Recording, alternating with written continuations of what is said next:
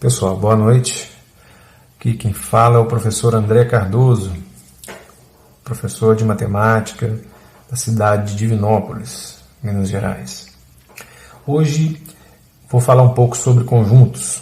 Esse assunto já foi visto por muitos no ensino fundamental 2, mas, no entanto, ele marca aí o início do ensino médio em muitos materiais, em muitos cursos, servindo de base para o assunto que virá logo a seguir, que é o tema funções. Bom, então vamos começar a falar sobre conjuntos e essa aula de hoje será introdutória, os conceitos iniciais. Vou tratar dos conceitos das ideias iniciais envolvendo conjuntos. Nas aulas seguintes a gente vai estar trabalhando aí com operações também sobre conjuntos, envolvendo conjuntos e conjuntos numéricos. Então vamos lá. Conjuntos. Bom, para início de conversa, o que é um conjunto? Conjunto é o que se tem na matemática e na lógica, uma ideia chamada conceito primitivo. Conjunto é um conceito primitivo. O que é um conceito primitivo? É aquele conceito que não pode ser explicado com base em um conceito anterior. Eu já falei disso em outros vídeos meus. Vou dar um exemplo aqui rapidamente. Conceito de triângulo. Quando eu explico o que é um triângulo, triângulo é um polígono de 3 lados. Uma explicação bem simples.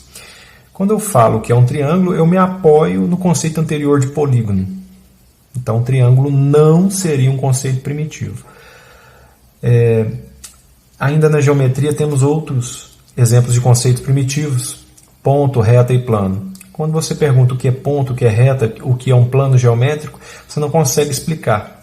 É como se tudo começasse dali. E conjunto é um conceito como esse, ele é um conceito primitivo. A gente até consegue dizer que é uma coleção de objetos, mas isso é mera intuição. Não é uma explicação, uma definição formal, bem detalhada, bem fundamentada. Mas isso não é problema algum. A coisa começa assim mesmo, né? Então, conjunto é um conceito primitivo.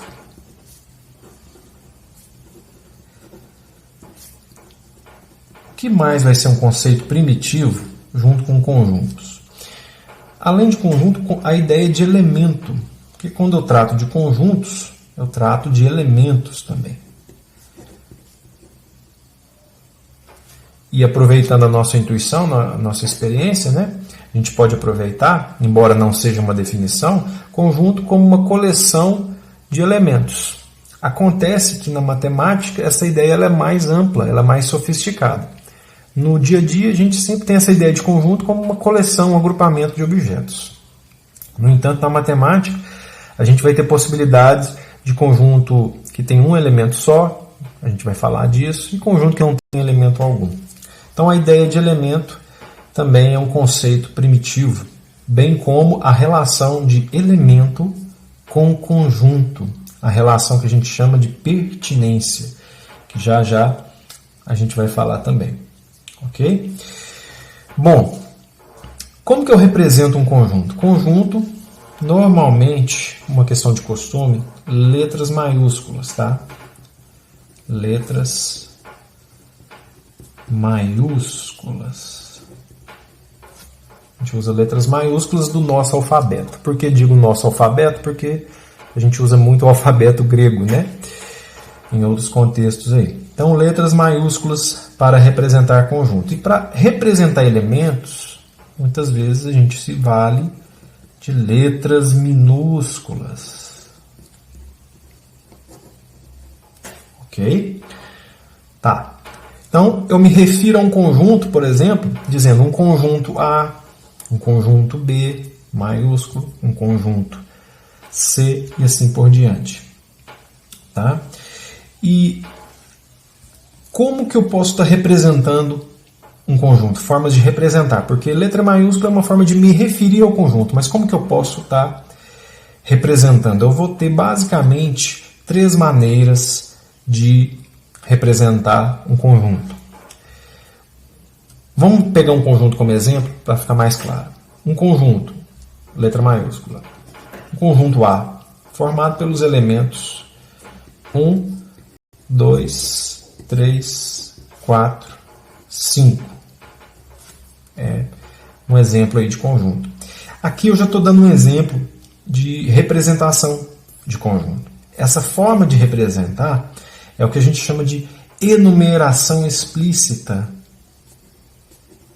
Você não precisa guardar esse nome, decorar, não. É só entender. Isso não vai ser cobrado. Isso aqui é uma aula introdutória, como eu disse, para a gente começar a trabalhar as principais ideias de conjuntos aí. Então, enumeração explícita. Por quê? O nome já sugere, porque eu estou enumerando, eu estou listando um a um os elementos, separados por vírgula, delimitados pelas chaves, e está explícito aqui quais são os elementos desse conjunto A.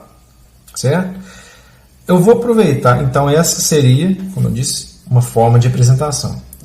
Enumeração explícita. Eu vou aproveitar esse exemplo e dar outra forma de representação. Esse conjunto A também poderia ser representado da seguinte forma, de forma implícita. Eu não vou mostrar os elementos, mas eu vou representar através de uma propriedade, uma característica comum a eles. Vamos lá. Então, quem faz parte deste conjunto? Elementos X, quaisquer, pertencentes. Esse é o símbolo de pertinência, de, vamos falar assim, entre as pertencimento, a gente vai tratar disso daqui a pouco, né? Vou falar disso, mas como é uma revisão, não tem problema. Então, X pertence ao conjunto dos números naturais, de tal forma que X está entre 0 e 6, por exemplo. Então veja, X é um número natural, mas não é qualquer número natural, é um número natural de tal forma que essa barrinha aqui, ela não está aqui só para enfeitar, não. Ela tem esse sentido, esse significado, de tal modo que X maior que 0, menor que 6. Perceba que quando eu digo isso, eu automaticamente penso nesses elementos.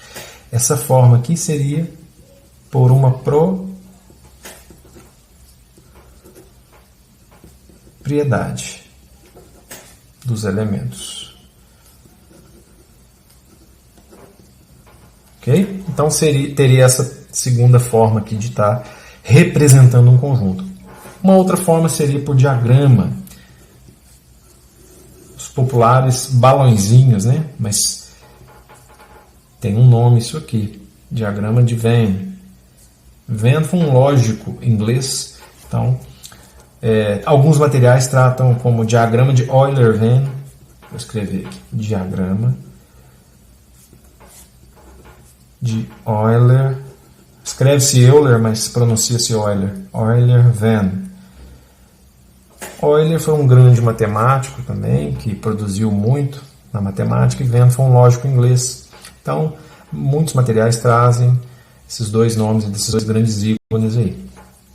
Os populares balõezinhos, né? Então, a gente tem essa forma, a terceira forma de estar representando conjuntos, certo? Bom, o que mais que a gente tem para falar sobre conjuntos? Além das formas de representação, é importante a gente já trazer alguns conceitos. A ideia de subconjunto. Como assim? Vamos pegar o conjunto que eu dei exemplo ali. O conjunto A formado usando a enumeração explícita. 1, 2, 3, 4, 5. Sempre que eu tenho um conjunto, é possível formar conjuntos menores, vamos dizer assim, né? A partir do conjunto dado. É o que a gente chama de subconjunto. Certo? Como um subconjunto também é um conjunto, e conjunto a gente usa a letra maiúscula, então eu vou seguir. Vamos, por exemplo, pensar num subconjunto desse conjunto A, que eu vou chamar de B, formado apenas pelos elementos 1, 2. Então aqui eu tenho um subconjunto de A. Percebe? Por diagrama eu poderia ainda fazer isso aqui. Ó. Tem o conjunto A, certo? Tem lá seus elementos, 1, 2. Posso pôr em qualquer lugar aqui, tá, gente? Isso aqui é só para exemplificar. Então, eu poderia fazer isso aqui, ó. Então, perceba o conjunto B contido, a gente vai falar dessa relação também, de contido ou não contido, relação de inclusão. B está contido em A. Então, perceba que, dado um conjunto, eu sempre posso formar partes, entre aspas, pedaços, conjuntos menores, o que a gente chama de subconjunto, né, de um conjunto dado. Aqui é só um exemplo bem simples, importa aqui é a ideia, tá certo? Então, é a ideia de subconjunto aí. Dentro disso, é importante falar de alguns conjuntos especiais. Eu quero falar aqui agora conjunto vazio,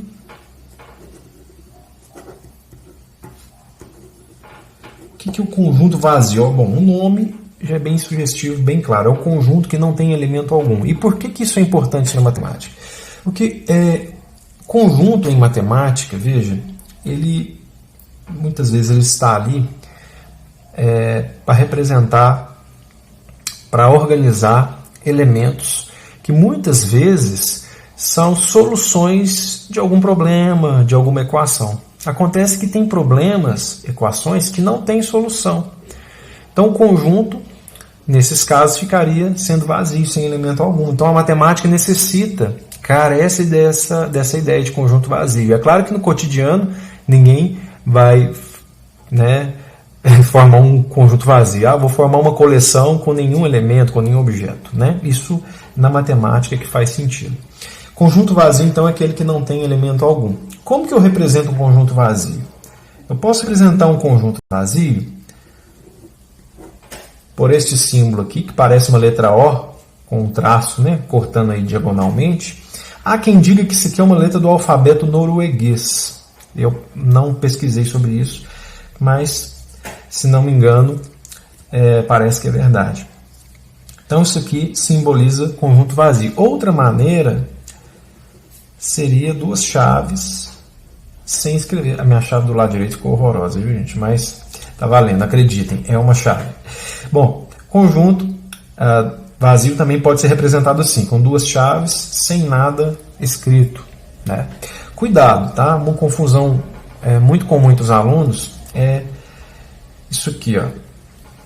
Não é o vazio, tá? Vou até colocar aqui, não é o vazio. Isso aqui, ó, essa representação. O que seria isso aqui, então? Que o conjunto vazio é isto ou isto aqui. Isso aqui é outra ideia. É um conjunto que tem um elemento só e este elemento é um conjunto vazio. Se tiver ficado um pouco confusa essa ideia, eu vou dar um exemplo que eu acho que ilustra. Se você pegar uma caixa, por exemplo, uma caixa de sapato, e sem nada lá dentro. A caixa de sapato, ela pode simbolizar um conjunto vazio. E imagina que dentro dessa caixa de sapato eu coloco uma caixa de fósforo, também sem nada dentro. Aí, quando eu tenho a caixa de sapato apenas, sem nada dentro, poderia representar, simbolizar um conjunto vazio. A partir do momento que eu coloco uma caixinha de fósforo lá dentro vazia, eu passo a ter essa ideia aqui, né? Então você tem, com a caixa de sapato com a caixa de fósforo, ela passa a ter um elemento e esse elemento é uma caixinha vazia. Então, para ilustrar isso aqui, ok? Conjunto unitário é um conjunto muito importante também, tá? Conjunto unitário. O nome também já é bem sugestivo. É aquele conjunto que possui apenas um elemento, né? Um exemplo de conjunto unitário é o conjunto, a gente pode falar assim, conjunto dos números primos e pares. Estou falando plural assim, mas na verdade só existe um. Veja bem, conjunto dos números primos e pares. Só existe o 2. Então, poderia ser representado com duas chaves e o 2 escrito lá dentro, né? Um conjunto unitário. Outro conjunto aqui muito importante é a ideia de conjunto universo. O que vem a ser conjunto universo? Bom, depende, mas já você vai entender porque eu estou dizendo depende. Mas a ideia é uma só. O conjunto universo é o conjunto mais amplo, mais abrangente que você tem numa dada situação. Então, quando eu digo depende, depende do contexto. Então, qual é o meu conjunto universo? Depende do que eu estou tratando. Vamos dar um exemplo. Se eu estiver falando dos eleitores, por exemplo, da cidade de Divinópolis. Qual que é o meu conjunto universo? É o conjunto formado por todos os eleitores. Se eu estiver falando de livros da biblioteca pública, certo? Qual que seria o conjunto universo? Todos os livros que tem na biblioteca pública. Taliba Lago, conhecido por nós aí. Então, o conjunto universo depende, mas sempre vai ser essa ideia de reunir todos os elementos daquele contexto, certo? E o conjunto universo é simbolizado pela letra U, muitas vezes. Então, U de universo. Ok? Muito bem aí. Dito isso, conjunto vazio, conjunto unitário, conjunto universo e a ideia de subconjunto, né? A gente pode já trazer a seguinte ideia, um princípio importante aí, princípios importantes básicos aí de conjuntos. O conjunto vazio ele está contido em qualquer conjunto, tá? Ele está contido em qualquer conjunto. E o conjunto, o próprio conjunto, está contido nele mesmo. Isso pode soar confuso para muitos aí, mas é bem isso mesmo. Imagina comigo aqui, eu vou formar aqui os subconjuntos do conjunto A. Eu posso formar subconjuntos unitários, ou seja, um conjuntinho apenas com 1, outro apenas com 2, outro apenas com 3, 4, 5. Eu posso formar conjuntos de 2 elementos, por exemplo, esse conjunto B é um exemplo. Posso formar 2 e 3, 2 e 4. Eu não vou ficar aqui fazendo as combinações, não é essa a ideia. Eu posso fazer com 3 elementos, né? Por exemplo, 1, 2, 3, 3, 4, 5 seriam subconjuntos de 3. Posso fazer com 4, 2, 3, 4, 5, 1, 2, 4, 5, por exemplo. E aí, à medida que eu vou esgotando essas possibilidades, eu vou cair no próprio conjunto, percebe? Então, o próprio conjunto, ele é um subconjunto de si mesmo. Tá? Esse é um princípio importante em conjuntos aí. E o conjunto vazio, ele está presente, vamos falar assim, está contido em qualquer conjunto. A gente costuma dizer o seguinte, brincando, mas é bem verdade. Se você retirar todos os elementos de um conjunto, o que vai sobrar? O vazio. É uma forma de ajudar o aluno, o estudante, a compreender isso aí. Tá? Então, o conjunto vazio está contido em qualquer conjunto. Tá certo? E o próprio conjunto é subconjunto de si próprio. Ok? Outro tópico que é importante a gente falar é a ideia de igualdade entre conjuntos. Tá certo? Igualdade entre conjuntos. Quando que dois conjuntos são iguais? Então, igualdade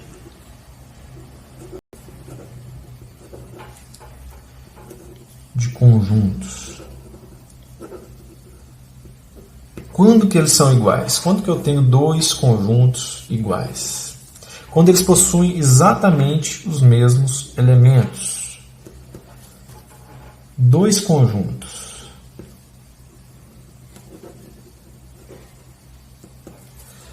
são iguais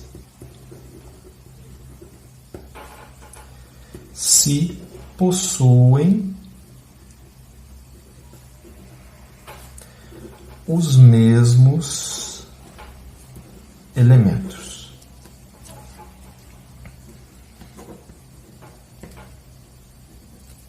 Ok? Então, dois conjuntos são iguais se possuem os mesmos elementos. E aqui eu vou aproveitar o momento e dizer o seguinte: em conjuntos a ordem não é importante. E nem a quantidade de vezes que um elemento aparece. Com exemplo você vai entender melhor. Aproveitando esse exemplo aqui do conjunto A, vou criar um conjunto que eu vou chamar, vou criar aqui, um espaço extra aqui, um conjunto C da seguinte forma: 5, 4, 3, 2, 1. Certo? Vou criar um outro conjunto D aqui, da seguinte forma também: 1, 2, 3, 3, 4, continuando aqui, 4, 5 e 5. Por exemplo, observa aqui esse conjunto C. 5, 4, 3, 2, 1. Olha o conjunto A. 1, 2, 3, 4, 5. Se você observar, eles possuem os mesmos elementos. Aqui a ordem está invertida, mas isso não interessa. Eu posso dizer que o conjunto A é igual ao conjunto C, certo? Posso dizer, vou até escrever aqui, o conjunto A é igual ao conjunto C, porque possuem os mesmos elementos. Muitos alunos têm essa dúvida, mas a ordem não é importante? Não. Um exemplo do dia a dia que eu gosto de mencionar, para ilustrar esse fato: se você pegar um saquinho de bala, você tem um conjunto de balas. Se você sacudir essas balas dentro do saquinho, a ordem delas, a posição, a disposição delas dentro do saquinho vai mudar. Mas é o mesmo conjunto, então não faz diferença. Então, em conjuntos, a ordem não é importante. 1, 2, 3, 4, 5, ou 5, 4, 3, 2, 1, certo? São os mesmos elementos, são iguais. Agora, esse exemplo aqui é interessante. É o que se chama de multiconjunto em algumas literaturas. É aquele conjunto que tem elementos repetindo, tá certo? Perceba que o 1 aparece 2 vezes, o 3 2 vezes, o 4 aqui 3 vezes e o 5 3 vezes. Eu poderia dizer que o conjunto A é igual ao conjunto D? Sim, porque está de acordo com a definição, com o princípio, uma igualdade de conjuntos. Dois conjuntos são iguais se possuem os mesmos elementos. Possuem os mesmos elementos? Sim. Veja que o conjunto D não tem nada a mais assim, de diferente, eu quero dizer, do que o conjunto A. Então, aqui, ó, é 1, é 2. O que o D tem? Conjunto D. 1, 2, 3, 4 e 5. Aqui, 1, 2, 3, 4, 5. Então, o conjunto A e o conjunto D são iguais também. Eu poderia dizer que A é igual a D. Ok? Então, fica aí esse tópico também, essa ideia de igualdade de conjuntos. Tá? Para fechar essa aula, com os conceitos iniciais, introdutórios aí, da teoria dos conjuntos, eu quero destacar aqui duas relações. Tá? Na folha anterior, são as relações de pertinência e de inclusão.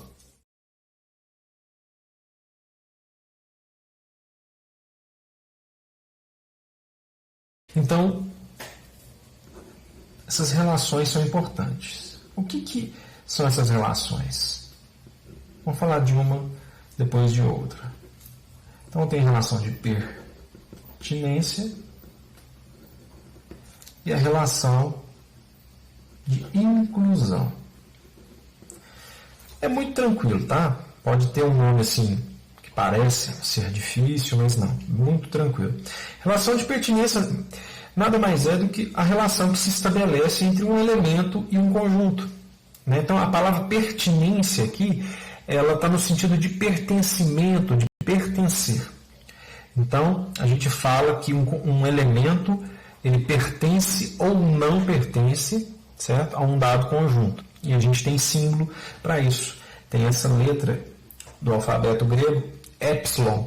Lembra muito do nosso E, né? A nossa letra E, nosso alfabeto latino, mas é a letra grega epsilon. Então, quando eu digo que um elemento pertence, eu uso este símbolo. Para dizer que não pertence, a negação é riscada. Certo? Então, por exemplo, eu poderia dizer que o elemento 2 pertence a A, mas como que eu poderia escrever isso? Poderia escrever dessa forma aqui, ó. 2 pertence a A. Dessa forma aqui. 2 pertence a A, de fato. 7, por exemplo, não pertence a A. Ok? 7 não pertence a A, que ele nem está presente aqui. Agora, o que seria a relação de inclusão? É a relação que se estabelece entre conjuntos, certo? E eu uso a simbologia, lembra muito uma letra C, mas pensa numa letra C mais com esses raminhos aqui mais esticados, vamos dizer assim, né? Esse C significa estar contido, né? E a negação não está contido. Eu uso muito isso aqui quando eu estou, geralmente, né, quando eu estou relacionando muitas vezes um conjunto menor com um conjunto maior, né? Mas isso não é uma regra, tá? Isso não é uma regra.